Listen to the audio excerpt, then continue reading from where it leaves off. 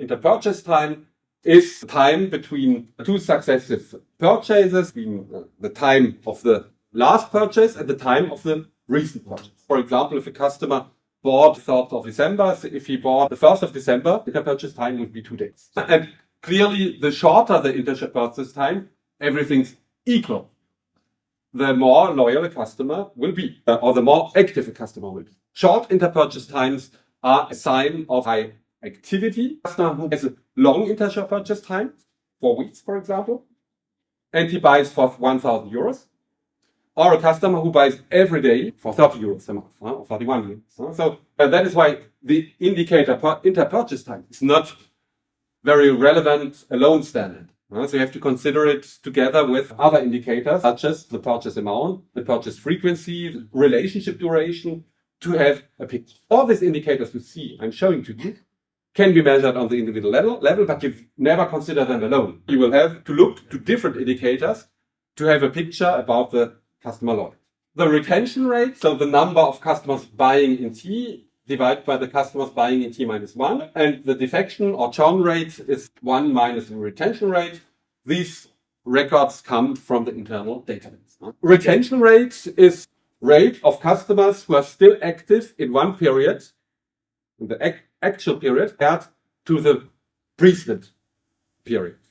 In other words, you compare your database or your customer portfolio and you're looking at the customers being active today versus the customers being active in the precedent period. Up to you to define the time period. In grocery retail, you would say probably a monthly basis, because customers buy several times a month. If you take the example of a car purchase, the observation period would be much longer, because you don't buy a car every week, every month, neither every year.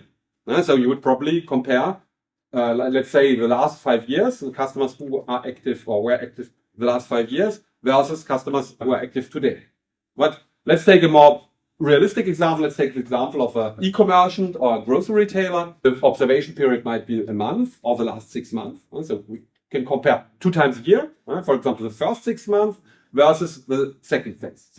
So from January to June and July to December. You look how many customers were in your database from January to June, let's say 1 million. And you look from July to December, how many of my 1 million customers are still active in my database? Let's say, to make it easy, 500,000. You divide 500,000 by 1 million, and your retention rate is then 50%. So 50% of your customers are still in. This is the retention rate. This is the proportion of customers who are loyal from one period to another. In my example, the retention rate is low, because if you lose in 1 year 50% of your customers, you have a big problem. I talked about the bucket that is leaking. Then you have a big hole where you lose a lot of water or a lot of customers. Then the problem is really to understand why these customers defect. The retention rate should be close to 100%. On the other hand, defection rate is the opposite. So 100 minus the retention rate is the defection rate, or you can call it also churn. Churn rate is the defection. The more churn rate is close to 0, the better it is. If you see that your retention rate is high, you're doing a good job in terms of loyalty. If you see that your retention rate is decreasing from one period to another one, then you have to do something. Then you have to understand, first of all, what is happening. Why customers are leaving. Is it a question of perceived value? Do the products have problems? Does the service have a problem? Or is the relationship a problem? Are they satisfied for the service, products, and relationships?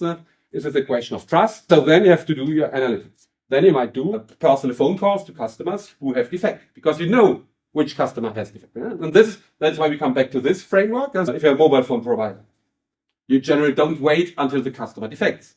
You will contact customers close to the defection rate, the end of the contracts, let's say 1 to 2 months before, to offer them a new offer to stay loyal.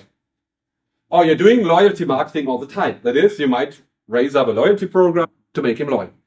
Or whenever he is interacting with you, he calls you, and you are offering him perfect service in order to make him loyal. You stay loyal because the relationship is good all over the time. But if critical moments are repeated, then relationships will end. But in the grocery retail, it's also a question of continuous loyalty marketing. With loyalty programs, again, with service provision, with customer caring. So all these tools are used to make the customers loyal. And if you see that actually this customer is inactive, it's a dormant customer, you might try to do customer reactivation. This means that if you think that the customer is valid, then you might contact this customer in order to understand why he or she does not purchase anymore. Then you will see either he moved, either he is dead, either he is dissatisfied, either he has found a new provider where he is doing his purchases, and you can try to convince him to stay loyal.